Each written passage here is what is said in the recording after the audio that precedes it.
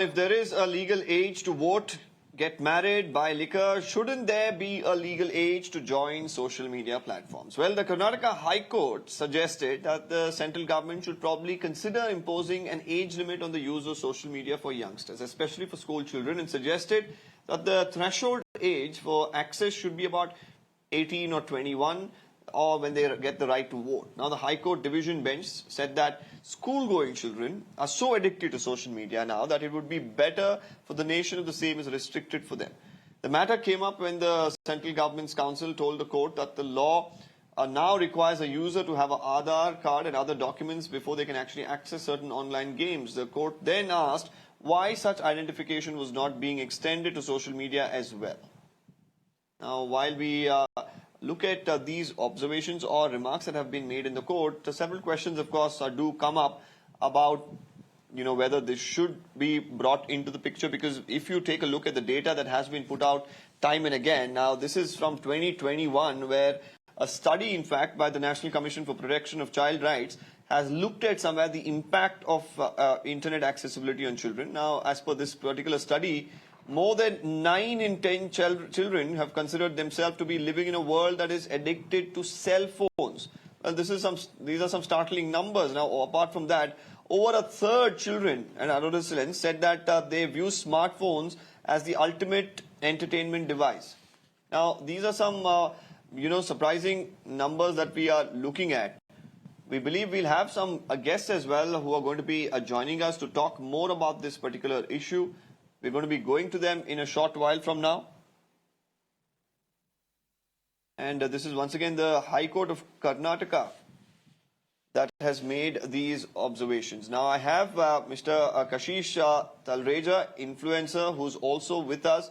Kashish, in fact, you've probably being an influencer, you do know how important a phone is for you. But, many of them talk about the negative impacts. And now the High Court itself has made quite an observation here. I believe also we have Nurain Faisal as well, who will be with us. Well, firstly, if I could take this question to Kashish.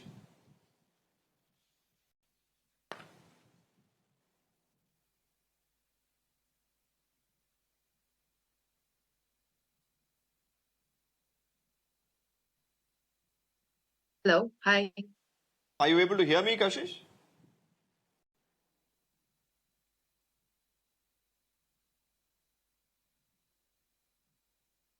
Okay, I'm unable to hear Kashish at the moment. Let me take this to Nurain.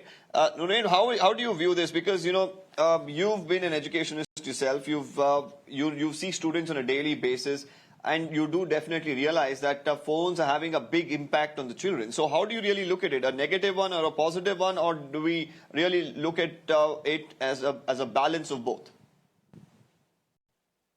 Very good question, and thank you so much for inviting me on this show. I have seen school children using social media to campaign for child rights, for women's rights. So it's quite a historic day, actually, to be having this discussion as we see the Women's Reservation Bill pass in Parliament. I've seen them use social media to connect with each other, with family members of the pandemic, to teach each other academic concepts that they don't understand, or to do sports, to do co-curricular, and so on and so forth. We live in a world where research tells us that primary school students' first job, about 65% of those jobs don't even exist today. Other research tells us that 85% of the jobs that we have today will no longer exist in the form that they are in 2030. And this is because the world is increasingly moving online. It's critical, therefore, to teach children to be digitally literate, to be technology literate, to be safe online. So I think the answer is not to ban the use of it, but is to moderate, it's to control, it's to educate. And there are many things that we can do in order to both understand the benefits and to ensure that we have a healthier relationship with technology. And this is not just children, but it's also adults, right? I think it's fair to say that yes, there are downsides to social media. But It Nureng, can this is be- not as much as using cell phones, but as much talking as social media. the court talking about use of social media. I'm talking of the use of social media. How did we connect with each other when the pandemic took place? Right? We use social media to do that. There's so much of educational content out there, social advocacy. We want children to learn to develop a voice. How do you develop a voice? By reading other people's perspectives. Take the women's reservation bill. I go onto a social media channel to understand what different stakeholders say about it. I understand what Prime Minister Modi says about it, what Sonia Gandhi says about it, what regional parties say about it, what women say about it. And that way I can develop my own opinion. If I were to just look at one TV channel or read just one newspaper, I just get the editorial perspective of that one publication. So it's important for us to teach children how to use social media for their benefit. And the tremendous benefits because you develop a sense of identity, you connect with people who are your tribe, if you like. But at the same time, it's important to exercise control. And Apple, Samsung, they all have inbuilt apps which can limit screen time. And it's also up to parents to moderate the use, both of smartphones as well as social media and schools. For example, at Inventure Academy, we do town halls on this with parents.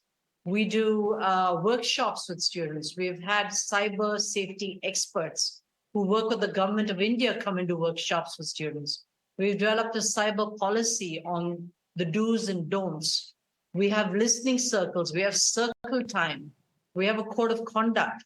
We use restorative practice when children feel that their rights have been infringed on. So, like with everything else in life, the key is balance. And the last thing you want to do in a world which has moved so much online and has become so digital is to take this tool away from children and take away the opportunity for them to learn, while the rest of the world you're allowed to get on when you're 13 and above.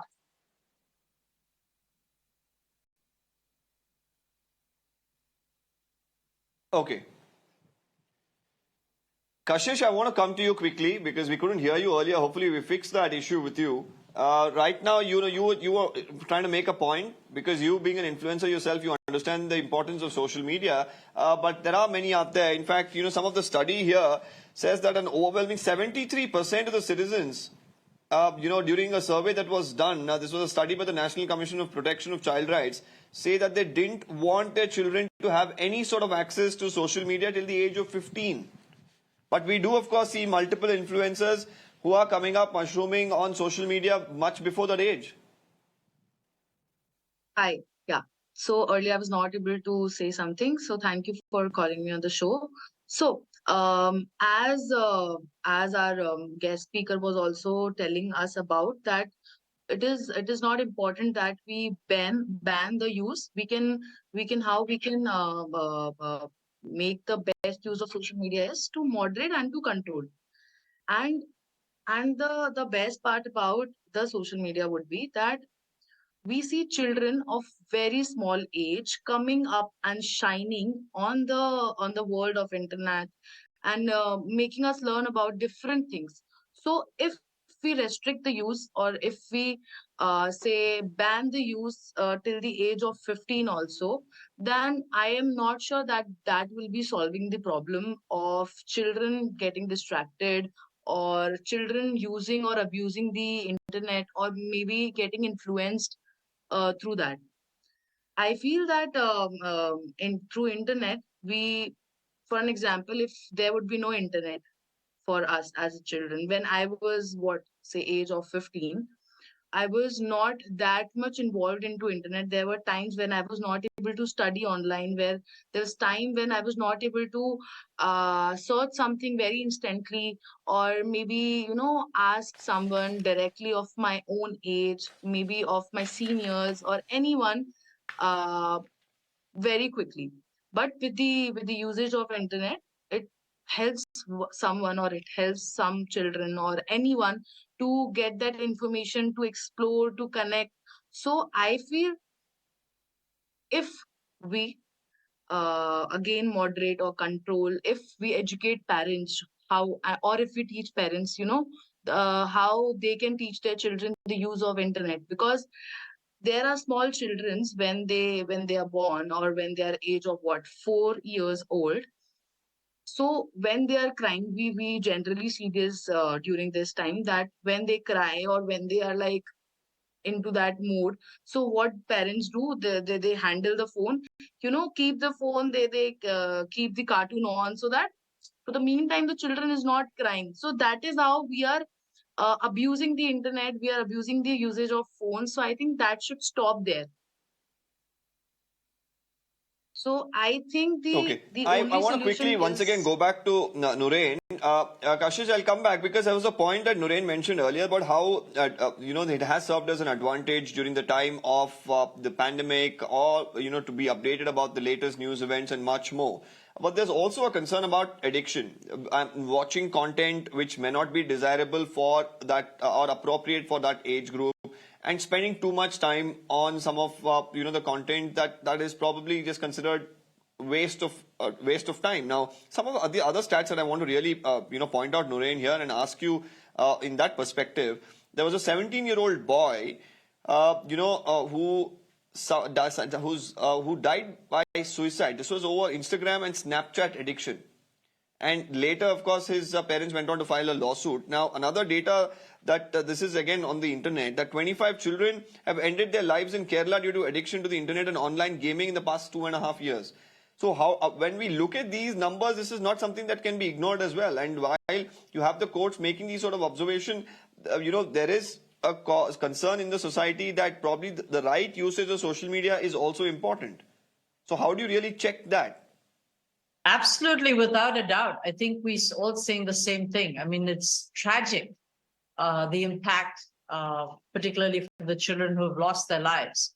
And unfortunately, some social media is basically, the algorithm, effectively what it does is, so let's say you go and search for information on suicide or on drugs, then they start giving you content based on that. So I think that's something which we do need to work with social media companies to ensure that there's more responsible use of algorithms. I think children should also be careful in terms of ensuring that they don't make their content public and make their location known. Because yes, people do get approached, children do get approached by strangers, and there are a lot of dangers out there. But therefore, it is even more important to educate children on more responsible use. One of the values that in Venture Academy is actually freedom with responsibility. So, at some stage, parents are not going to be around. So let's say at 18 or 21, you say, fine, you can start using social media. And then what? Who's then going to tell children? Who's going to be around to tell children what is responsible use at that stage when they've gone to college or this join the workplace? So it's far better to introduce them to the world Right. of smartphones, to the world of technology, and to both the benefits and the dangers that are Right, out Nurain. there. So I have seen, as I said, children use it very effectively. Right, Nurain. to create Unfortunately here I'm short of time. I'll have to somewhere draw an end to this particular conversation that we've had. Yeah. Yeah.